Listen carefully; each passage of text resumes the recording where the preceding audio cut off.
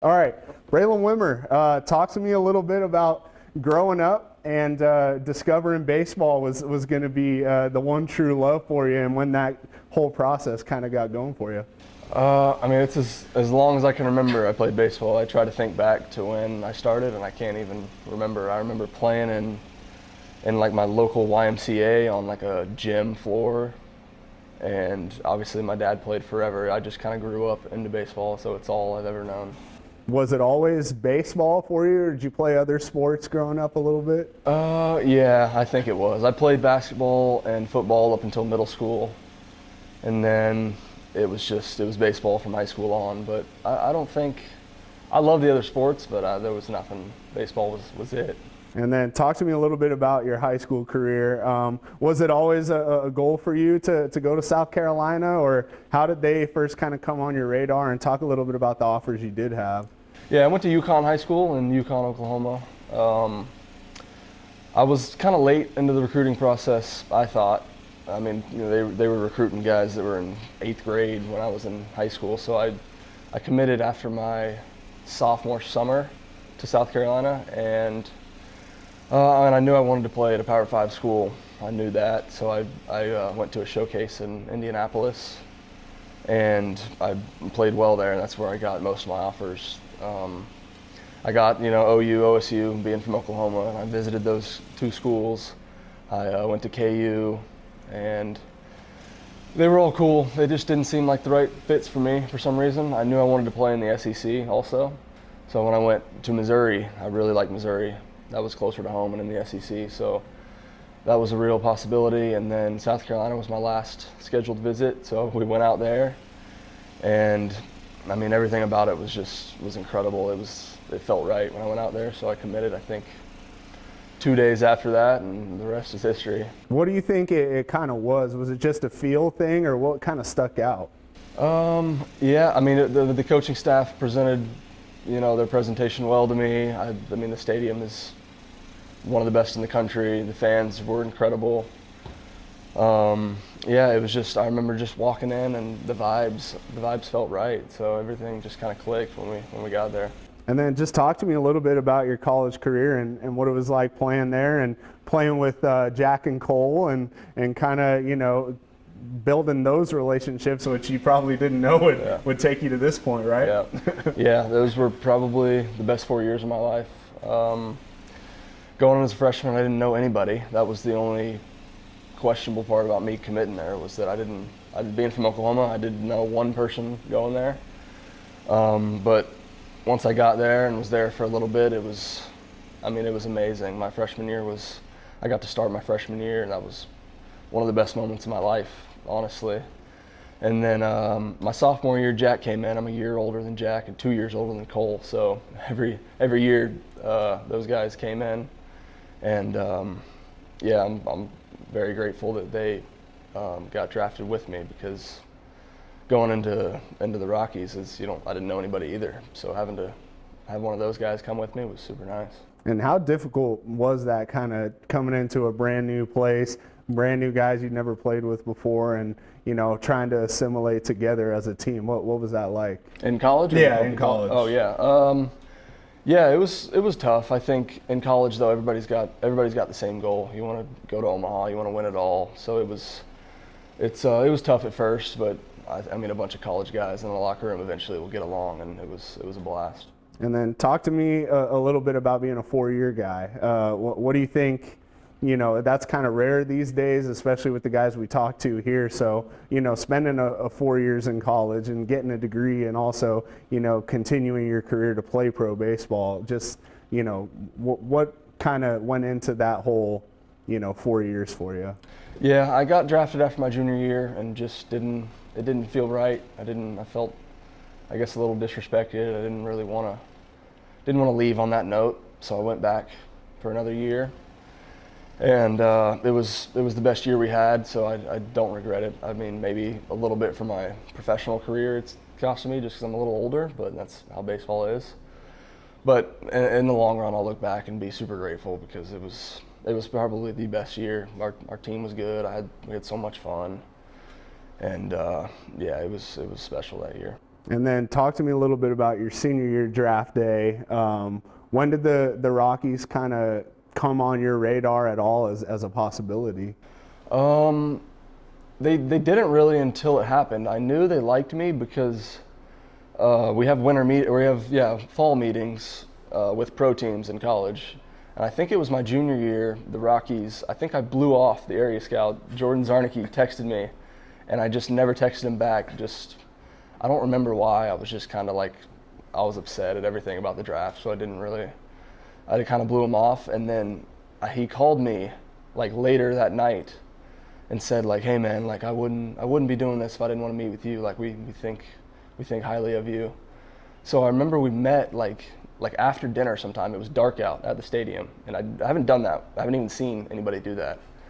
So I knew they kind of liked me then, but I didn't hear from them until the draft came. And then when they were about to pick me, Jordan called me and they said they're about to pick me. So. And then I guess coming into this organization, it is nice having Jack and Cole here with you, but what was that transition like and coming into a new group of coaches and, trainers and everything here? Yeah, it was a little overwhelming at first walking into the facility in Arizona.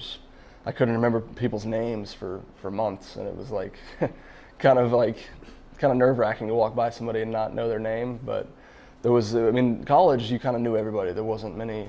There was, a couple people in the office, and then your coaches and your teammates. In pro ball, there was hundreds of people. I was like, I don't remember who's who. But now that we're a couple years in, it's awesome to have, all the staff and all these teammates have been super awesome. And then I guess just talk to me about your first couple years here in pro ball, what it's been like for you, and learning these guys who've come with you this year up here to Spokane. Yeah, it's been good. I spent last year in Fresno. That was a good experience. I think there's a lot of guys here that were there last year, so we've been pretty close since then now, which has been good. We've added some of the new guys like Charlie and Jared, and they've fit right in. So I think it's been even better this year. Our chemistry last year was okay. It wasn't the best, but I think this year it's grown, and I think that's important. That every level we go up, we get closer, and we build relationships with everybody, and until we get to pro ball, until the MLB. Yeah, and then coming in here this year, obviously last year, last year's team won the Northwest League, and guys like Caboose, who's having a great year in AA right now, and kind of seeing the guys before you do that and accomplish that. Coming in here this year, was there any kind of talk about that among the Fresno guys, and what was kind of Robbie's message to you guys when you first got here? A little bit. We were all sitting at home watching them do it last year, so it was kind of like, all right, this isn't, we don't want to be sitting at home and they're still playing in the playoffs. So I think we all kind of had a little bit of a moment where we're like, that'd be pretty cool. We should try to do that. And there's not much talk. They said, the coaches and the guys that were on that team last year said how cool it was and how fun that team was and the experience was. So I think it's kind of lit a fire for us to try to do that again, and I think we have the team to do it. So. Yeah, and so far for you this season, things have been going good. Numbers are good. I guess what's kind of been the transition to Spokane for you, I guess, been like this year, and why do you think you've had some early success? A lot of it's been the mentality of it. This game is so hard. It's a grind. You come out here and have to play 132 games a year. Last year there was a lot of stress, a lot of dwelling, a lot of taking a bad game into the next day. I've worked super hard on just trying to whether it was good or bad the day before, flipping it, turning the page, and coming out and trying to have fun and embrace being out here every day. And you talk about that, the mentality you have to have, because you can easily get down in the dumps when you're slumping or things like that. I guess, is that something you work on alone? Is that are there people who kind of help you along the way with that when you're in pro ball? Yeah, there's been a couple people. Our hitting coach, Trevor, and then we have a mental skills coach, Colt. I worked a lot with Colt this spring training. And I talked to Berm a lot in the off season, a lot now. There's a lot of And then there is some on my own that I have to do. I mean, they can only say so much, and then until it's in my hands to work on it, you know. So there's been some people, and it's a lot that'll come down to me wanting to improve that. So that's where I am with that. And when you kind of bring that positive and fun mindset to the yard every day, do you notice kind of your play gets better, or you kind of enjoy yourself a little more? Yeah, for sure. And it impacts other people too. That was a big problem last year too, was that I'm not a bad teammate, but I get upset and I need a minute to sit there and, like, you know, think about what happened. But I've learned to flip the page a little faster this year, and I think not only for me is it important, but for the team and for other guys that are, you know, looking at me. That's important. So. Yeah, I guess as you go throughout baseball, you know, it's so individual. You know, you got your stats and you're trying to move up in the ranks and everything. But when you remember it is a team game, I guess just how do you kind of, I guess, bridge that gap between, you know, you're focused on yourself and trying to do what you can, but also, you know, team success as well? Yeah, I mean, it's something that I've thought about a lot this offseason, is being a better teammate. Not, like I said, not that I was a bad teammate. I just think people notice that it's super important to be, you know, the best teammate you can possibly be, because it matters to them. And at the end of the day, the team, if you're playing for the team and playing to move a runner over or invest yourself into defense and to try to win games for the team, you're probably going to be putting up better numbers individually as well. Yeah, and then just talk about the last couple of weeks here. It seems like you guys are really starting to hit your flow. You know, obviously adding Chuck is big for the offense as well, but I guess what have you kind of noticed, and do you feel like you guys are coming into form right now? Yeah, I think so. I think we're all starting to click. I think obviously, you know, it took some time to adjust, and the weather's been okay. But yeah, I think now that, I mean, we knew Chuck was going to be on this team, so now that he's here, we haven't flipped like a whole page, but it's kind of like, all right, here's our team, we're ready to go, and we're excited. It's been, the energy has been really good.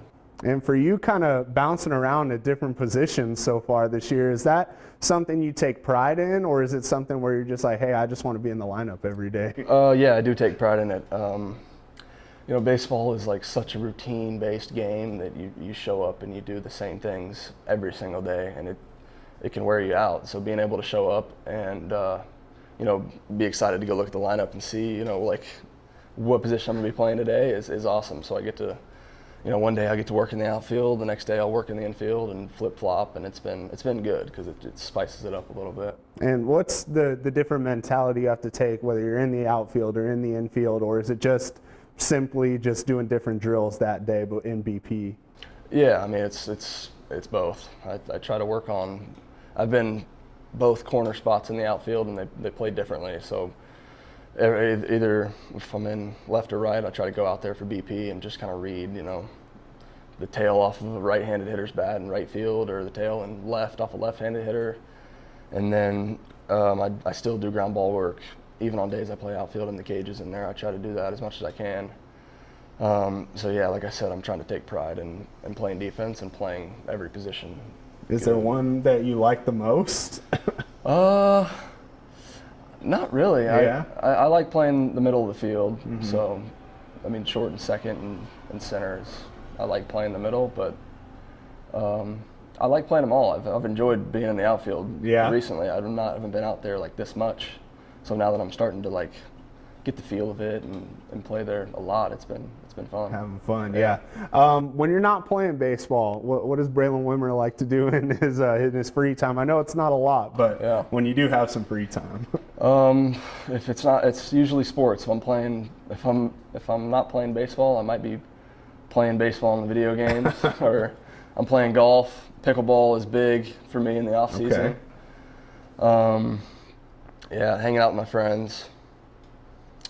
Yeah, that's about it. It's usually some sort of sport. If I'm not playing baseball, I'm die hard into sports. Pretty good at pickleball? Yeah. Oh, okay. Yeah, my girlfriend's dad got me into it. I think COVID So every offseason I'm grinding it out.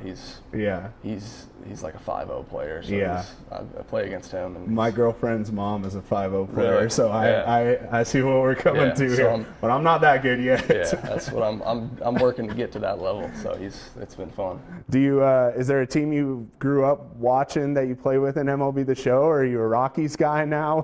Well, my dad scouted with the Tigers. Okay. My childhood, so I was always a Tigers fan, just because I was kind of had to be.